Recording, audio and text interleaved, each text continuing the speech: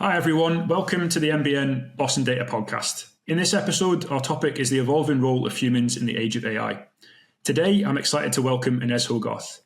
As the co-founder and managing director of Data Understood, Inez brings over a decade of experience helping organizations navigate the complexities of digital innovation. In this episode, Inez will explore how AI is not just reshaping technology, but also challenging the human aspects of work, innovation, and leadership. Inez will dive into the organizational psychology, how that can help overcome the fears and uncertainties and cultural barriers that often accompany digital transformation. Inez will discuss how blending cultural change with technological innovation can lead to more successful, adapted organizations. Inez, thanks for agreeing to join us today. It's an absolute pleasure to get you on board the podcast. We've known each other for ages, years, in fact. But for the benefit of the audience, could you please tell us about your story, where you've come from, your journey in data, and where you are right now? Certainly. Thank you so much for the invite, Josh. It's an absolute pleasure to be here. So my journey into data has been a diverse and rewarding one, but I often refer to myself as the accidental data scientist because this was not what I planned. So my background is in theoretical physics. I did an undergrad looking at glass at between 1 and 2 Kelvin, and it turned out that nobody wanted to employ me for those skills. So I then had to find an alternative route to work, and by complete happenstance, I ended up working for Insights Learning and Development, a global organizational psychology company. And I was originally there to shadow their personal assistant, but they found out that I had some idea about numbers and asked me to look at a data set. And basically, over 5 years, I got my degree in applied statistics and data mining. I'm that old that data science did not exist when I got my degree. And it's been, I've not looked back since then. I've really enjoyed it. But I left Insights because I wanted to develop my skills as a statistician. So I joined a €30 million EU innovative medicines initiative called Summit, looking at biomarkers for cardiovascular disease in individuals with diabetes. I quickly realised that academia was not for me. The pace was just not the pace that I was used to. So I went back to the business world, and by 2015, I was running an in-house analytical consultancy for a tech company called Bright Solid. Mm-hmm. 3 years later, they took a different direction. So I had the opportunity to start my own company, and Data Understood was born. Since then, we've worked across various industries, including Insurtech, health, publishing, and I've been very fortunate to work on public sector initiatives, including those that were during the critical times of COVID-19 crisis. But over the last year, I've been using my experience within my first role at Insights in the organizational psychology space and the last nearly 10 years of doing consultancy in the data space to improve the human side of digital transformations. And just recently, we've created an innovative tool called the Dialogue Diagnostic, which provides that bridge between individual and organizational strengths and capabilities, enabling people to get the real success out of data that we all search for. So I'm so excited to speak to you about it today. Well, that's great. It's a fantastic introduction as well too. And I think what's knowing you as well too in your story, it's a great generalist way of getting into the data space. It's very not unorthodox, I would say, but probably because at the time when you were developing your career, they didn't really have bespoke degrees apart from potentially math, stats, operational research that would get into the space. So it's great to see how you've been able to progress your career and develop that. Let's get straight into it. So in terms of the topic at hand right now, I'm really keen to find out how you see interactions between humans and AI changing. So AI is creating a learning moment for almost everybody. I can't believe what's happened over the last 3 years, and that's as someone that's been working in the data space. And it's really impressive seeing studies coming out showing that generative AI tools can improve productivity by up to 40% compared to those individuals that don't use them. So I'm really excited about the potential of what AI can do, especially in our innovation space. So that's partly in 2 phases. It's doing the stuff that none of us like doing. Josh, you're familiar. I use an AI tool called Fireflies because I can't be bothered taking notes anymore. And that's revolutionized how I work on a day-to-day basis. But it's what we can also do with that time. So it's that whole idea of if we get AI to do the bits that are frequently repeated, the bits that are a bit dull, that enables us to really focus on what humans are good at. So it's that leading people, serving customers, thinking strategically, being creative, and yeah, that can only be achieved by bringing people together on this journey, because it's an exciting time, but it can also be quite a scary time. AI often brings fears and uncertainties, particularly regarding job security. How can organizations address these concerns while embracing digital innovation? That is a huge one, and it's something that I think I encounter every time that I go and work for an organisation, is they immediately see me and get a little bit scared that I'm about to automate them out of a job. But from my experience in using AI to downscale an organisation just doesn't work. Artificial intelligence requires a lot of different skills to fully utilise its benefits, and this means people need to be involved. So we've uncovered some simple but critical truths about digital innovation. Humans love convenience and safety. Leaders feel uncertain and skeptical about AI especially, which can result in a lot of people just being in denial, saying, oh, this isn't actually going to affect us, it's not going to be an issue. And then you've got the other scale of that spectrum, which is people don't feel ready or equipped, which generally results in absolute panic. So you'll notice that these have very little to do with the technology itself. It's much more about the mindsets people are bringing to digital innovation. So we can address this by speaking to people. It's all about communication and meeting them where they are. I found it fascinating that in 2022, there was a study done within the NHS asking them about what the barriers to digitalisation were in that massive organisation within the UK. And there was 3 things that came out. The top one was the absence of physical and emotional availability of employees. So the recruitment of getting the right people in the right job, but also the want to change. So it's that appetite and energy for change. And then the third one was the lack of capabilities. And these are people issues, which means that people need to be part of that solution. So it's that whole idea that we need to bring people with us as partners and collaborators in the solution, so that we're in it together.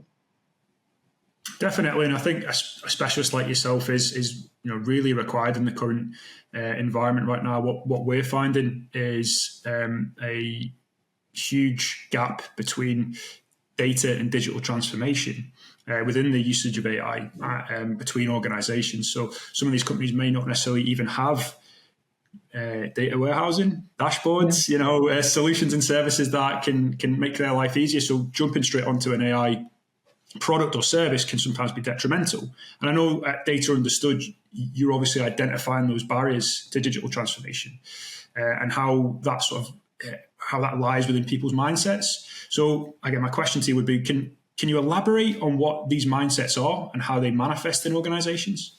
Certainly. So I actually think of them as the key to digital transformation rather than the barriers. But you can see how it's that there's a two-side to this.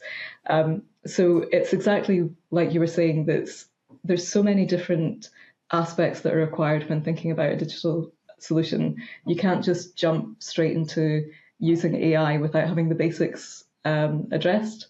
So when I think about speaking about data, I often, this is going to make me sound like I've got need help, but to be honest with you, it's like little voices in my head that kick off.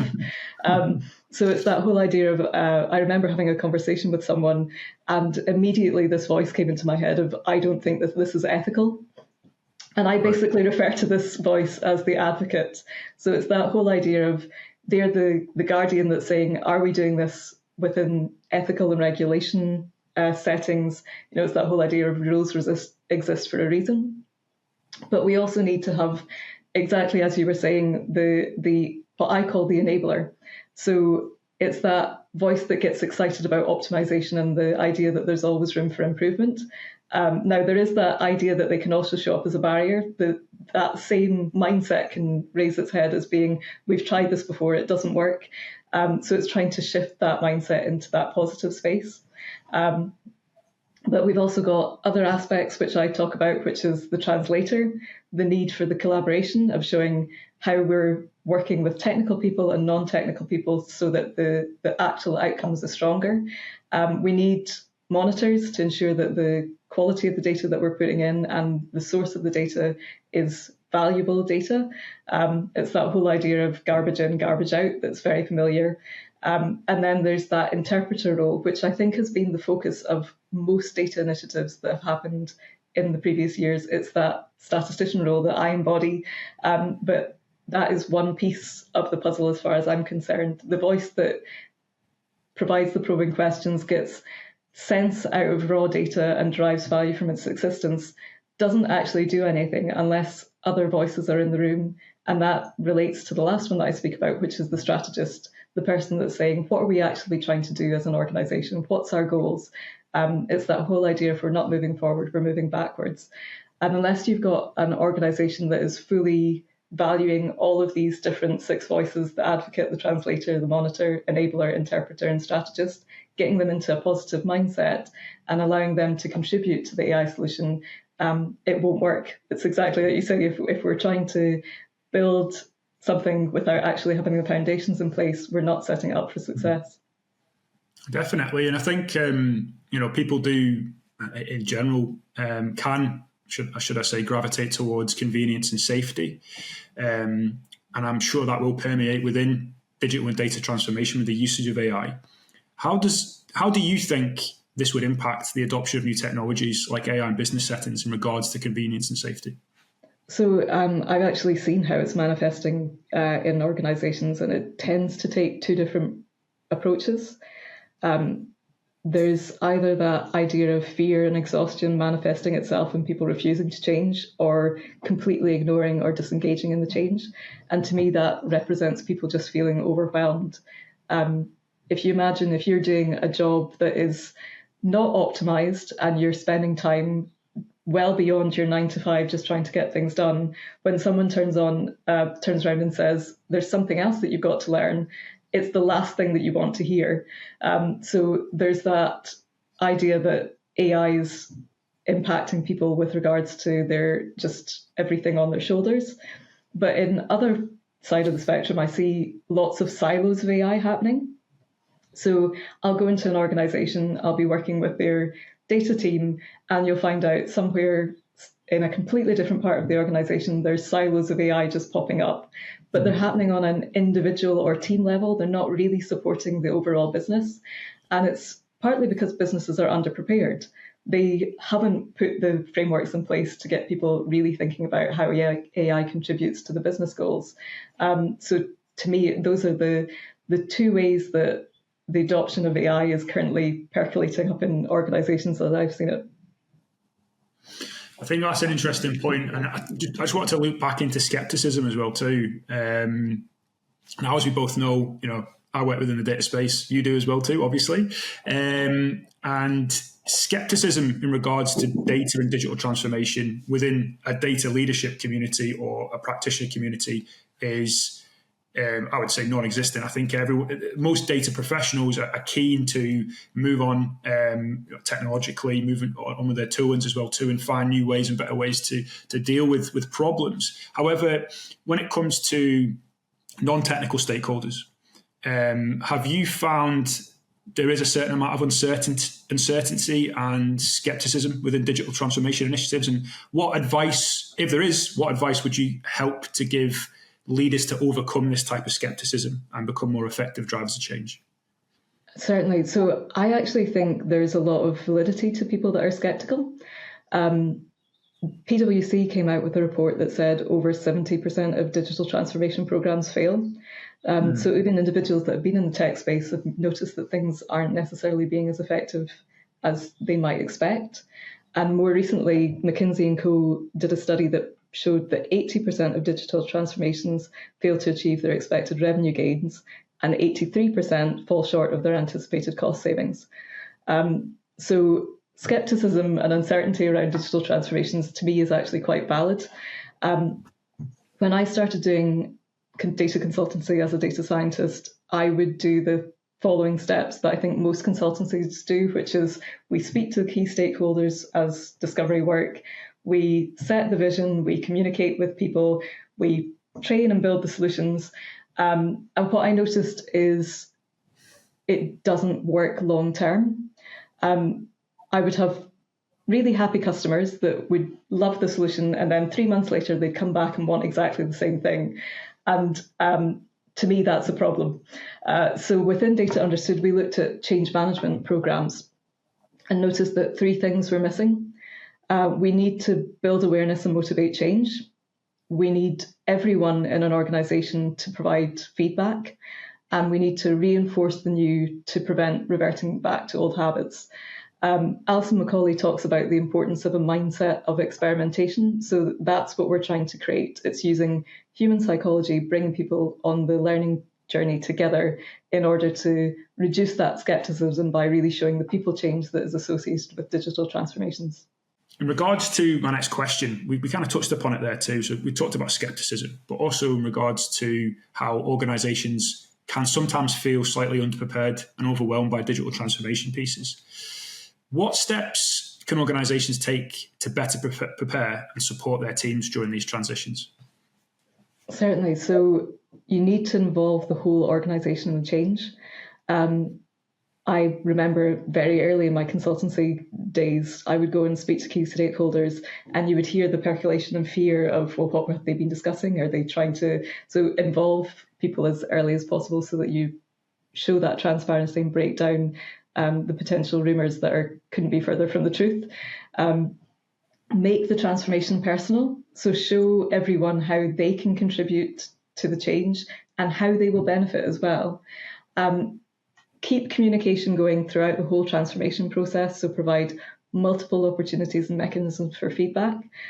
Within Data Understood, there's a simple process that we've stolen from Scaled Agile, but if you get people together and do a simple poll at the end of a workshop when you've explained what's happened over the past few months, and you basically ask people to raise their hand, and depending on the number of fingers that they're showing in their hand, it gives us an indication of how confident they are in the next step.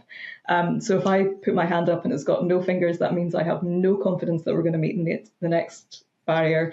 If I've got all 5 fingers up, then we're definitely going to meet the next barrier. And that helps us immediately find out potentials where things are going to fail. And it's just by having a simple engagement with everyone on a very quick and easy scale that allows everyone to contribute feedback in a quick and easy manner. Yeah. And last but not, sorry, you were about to say something, Josh. No, sorry, go on, sorry. I was just going to say, last but not least, is we need to continue to share the stories of our successes and challenges. So I think too frequently in organisations, we only want to share successes. But with regards to an experimental mindset, we also need to be more comfortable about saying, well, this didn't work. And this is why we think it didn't work. Let's try and not repeat that again. Let's learn from that mistake and move on. But it also enables other people to contribute to seeing that safe environment that we want to create in organisations where everybody can use data to test things out, can continually learn. And that's what drives success, rather than putting to the side the things that didn't work. As someone that used to work in medicine, I would have loved to have seen a journal that talked about all the unsuccessful things that happens when you're doing research. And we need to do a similar thing within our organisations. Definitely. I was going to ask then, are there any parts of organisations that you feel need more attention when you're conducting digital and data transformation projects that might not regarding skepticism, but might just need additional care and support going through these processes? So it changes depending on the organisation that I'm working with. But one that often I think is overlooked is often the data teams with organisations need more care than other teams. And it's because they themselves are so passionate. They've been trying to make these changes, and they've often been hitting resistance because the other organisational stakeholders have not helped them. As I've said, data is a team game. If we don't have good data coming in, if we don't have people saying what the goals are for an organisation and enabling data people, they can be worn down and disillusioned in the process. So I think it's really important that individuals that have got that in-house data knowledge are really brought to the floor, especially when you're dealing with someone that's an external like myself. Most of the time it's speaking to these people because they know their company a lot better than I do, and helping them be part of the change because they also generally have the best ideas. How do we get those ideas out and implemented? Yeah, that's great to hear. I know we've talked before about digital myths, and I'd like you to sort of share that with the audience. Could you share some common digital myths that you've encountered and how they could be potentially debunked to foster a more adaptive mindset? Certainly. There are two digital myths that come up time and time again that I'm really glad to be talking about.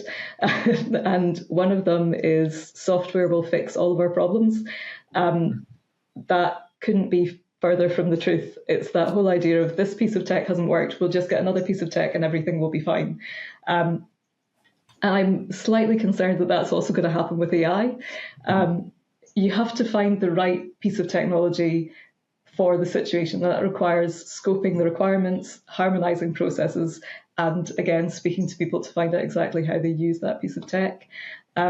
A fantastic quote by Tagatha Varma said that taking on AI is like buying a puppy. It's not a fully trained service dog. You have to get it there. And I absolutely love that analogy. She's totally right. The other digital myth that I see is that data will provide all of the answers. I have been amazed at the amount of times that I go into an organization and I say, what's your business strategy? And we'll build the data strategy around the business strategy. And they'll turn around and say, oh, but the data strategy will tell us what our business strategy is. And that's not true. If that was the case, we'd all be generating the same amount of data, we'd all have the same companies, and wouldn't have any differentiation between each other. So it's that whole idea that we need to illustrate what our competitive edge is by bringing that human part into digital transformations. We need people to set the strategy of what a company wants to achieve, others to translate this into action, and then individuals to interpret the data in line with these goals. But yes, I wish data provided all the answers. If that were the case, I would be a very rich woman. And I think that's an interesting point as well too. And I think that's prevalent throughout the entire community right now, even in our industry, where there's a new AI solution that will fix everything, or a new software, a program, or product, and very rarely is that the case. I think a lot of it's first and foremost adoption of it, and then continuous improvement as well too. So the puppy analogy is perfect because obviously having a puppy recently in the last few years, and dealing with that even now it's a constant effort, and you have to keep on top of it as well too, even later on. So yeah, very very very well understood on that one. So in terms of my next question, I wanted to sort of focus a little bit more about what you do within Data Understood in terms of how you accelerate an organization's speed to learn as opposed to the speed to deliver. So would you be able to talk a little bit more about and explain how this mindset shift influences the success of a digital transformation? Certainly. It sounds a little bit counterintuitive, but it's that whole idea of investing time and energy in collective learning actually speeds up things later on. And this comes back to a model that I used frequently within Insights, which is the Kirkpatrick model. And when you're doing any form of learning initiative, you need people to go on a 4-stage journey. They need to react well to what you're saying to them. So the worst situation is if you go and say, this is what I'd like you to learn, and they say, oh, that's not at all useful, doesn't mean anything to me, and also I don't think it's going to work. If you get that reaction, then everything else stops. So you need to have a positive reaction initially. You need people to understand what you're communicating, so that learning aspect.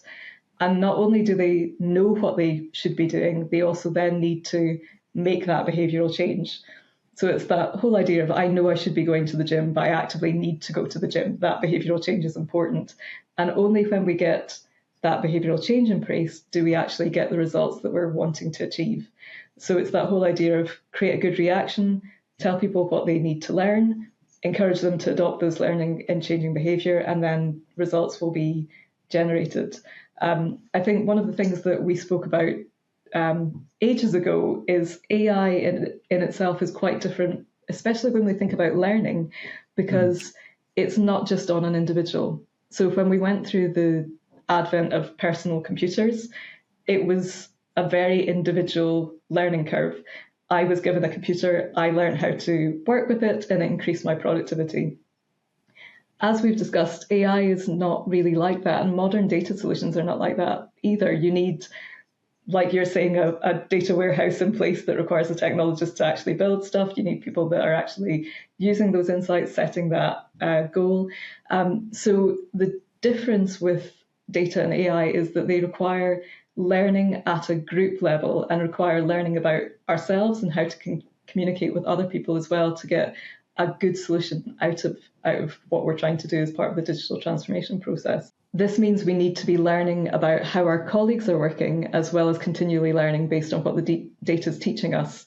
So that's why we're focusing on increasing that speed of learning, because it does eventually yield much more effective results. Yeah, I mean, so this is a topic I'm really interested in, and I want to pick your brain on is organizational psychology, understanding the business, understanding your colleagues, their needs, and obviously their requirements as well too, to create an understanding. So what techniques or strategies have you found most effective in blending cultural and technological change within companies? Certainly. So the first thing is really meeting people where they are. As a data person, the word data itself can be really scary. Going into an organization, I think most people are absolutely terrified for me, Josh, and I am a 5'3" tiny person. But it's that whole idea of I come from a company called Data Understood, and I speak about numbers. And it's the really horrifying statistic that in 2019, Ipsos Mori found out that about half the adult UK population have numeracy skills that are no better than that of a primary school child. And rather worryingly, the same research showed 1 in 4 individuals would be put off applying for a job if it listed numbers and data as a requirement. Yeah. And this, to me, is something that we need to tackle with care. So it's that whole idea of informing people that data isn't just about numbers. There is more to it at a much wider spectrum of things. But it's also trying to understand why people are tentative about the change. So organizational psychology really focuses on better understanding the individual and the individual understanding themselves better. So it's that whole idea of making sure that we understand their reality and why that's occurred, and trying to debunk some of the habits that have potentially are getting in the way of the next steps with regards to data and digital initiatives. So how we do that is speaking to an individual to find out what is their current situation, what's led them to this place, and what is making them more hesitant about change. For a lot of individuals, it literally boils down to exhaustion. They are just past the point of return. So it's how do we create that situation that they understand that we're trying to reduce that level of exhaustion and get them into a better place. But also for a lot of individuals, they just don't feel well equipped. They're scared that they're going to be expected to immediately adopt something that they've not had any training in. They don't really understand how it works. They don't know how it relates to their job, and they can't see the benefits. So making these aspects exceptionally clear, but building that awareness, helps individuals feel more in control of what they're doing. So it all boils down to communication and creating that environment where people feel safe. There's a buzzword that goes about psychological safety, but it's that whole idea of we need to create an ecosystem that people feel that they can contribute, grow and learn in a way that they're not going to be penalised for potentially getting something wrong. And once, it's fine to get something wrong. It's how we learn from those mistakes and contribute that makes us better individuals and more contributive.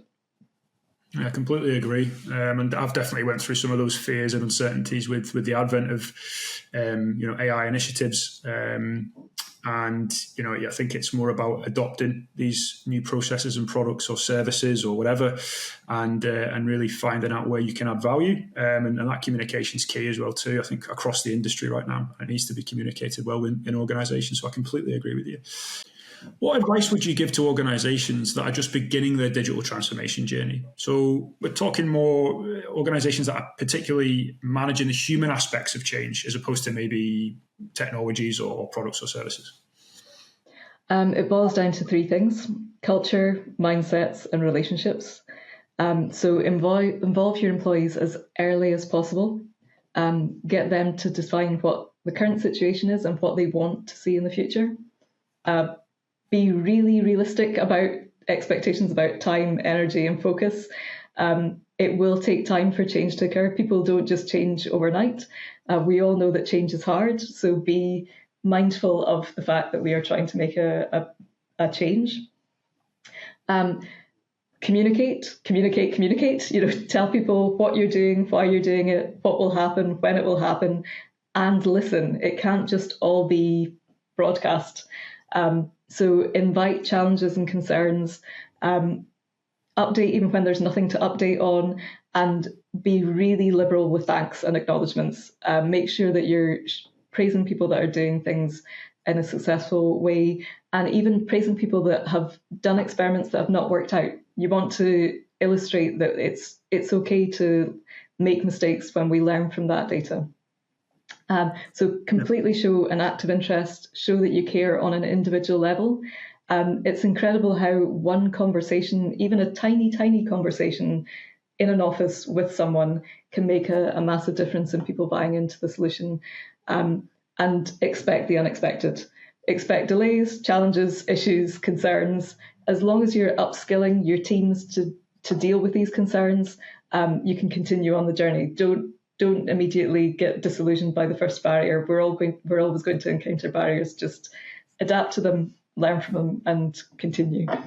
Yeah, well, definitely. And I think what I'm finding is, it's never too late. It's never too late for an organisation to move into this environment and to upskill themselves. And it is, you're not going to go from, like we said earlier on in the conversation, from having nothing to an AI solution put in place, an automated solution. So, and again, do you have any sort of messages there in regards to organisations that might slightly be a little bit, not behind, but maybe a little bit further earlier in their transition period? Or is there any advice you could give to those organisations when it comes to adopting this type of digital transformation? Certainly. One of which is, I think a lot of people are playing a good blagging game, and we're all a lot further behind than everybody else thinks. Everybody that I speak to, I come in and they're like, oh, we're massively behind. And I've spoken to so many people now that there's a bell curve that is very much needs to be readjusted. So yeah, first of all, don't be hard on yourself if you think that you're behind. The reason that you're in the situation that you are is very justifiable. Don't worry about it. Just move on from where you are and start to think about what you're trying to achieve as an organization. And that's what I always say, start with what you want to do from a business perspective. And then once you've got that in mind, we can start to discuss, well, how can data and digital transformations and AI support that goal? Because you're your business experts, you're your organizational experts, you know your customers better than anyone else. So use that insight to really decide how data can be better used within your organization. And I think that would be my key piece of advice to individuals is own your expertise and help that define what the digital transformation should be. Yeah, that's perfect. And I think you've been there before. We've had conversations many years ago about the advent of the data scientist, how that changed the data landscape, then eventually data engineering, how that changed from on-prem to cloud solutions, and a number of other initiatives over the years too. And obviously this is another stepping stone in the data space right now too. So I think people need to embrace it. But like you said, definitely see and wait until the market defines itself, and then obviously individuals, teams, groups, products, services will become more prevalent and useful over the next few months, probably not even years anymore. Things change so quickly. So I really appreciate your time. Inez, thank you so much again for taking the time to speak to me today. And you can clearly see that you're obviously passionate about this topic. Your knowledge and experience has been great on this course, so thank you very much. And I do hope we get to follow up again with you in the future when we're probably talking about something new and exciting, probably the next month or two. But as things move. But definitely be keen to get you on again, Inez. But thank you so much. Thank you, Josh. That's been a lot of fun. Appreciate it. Cheers.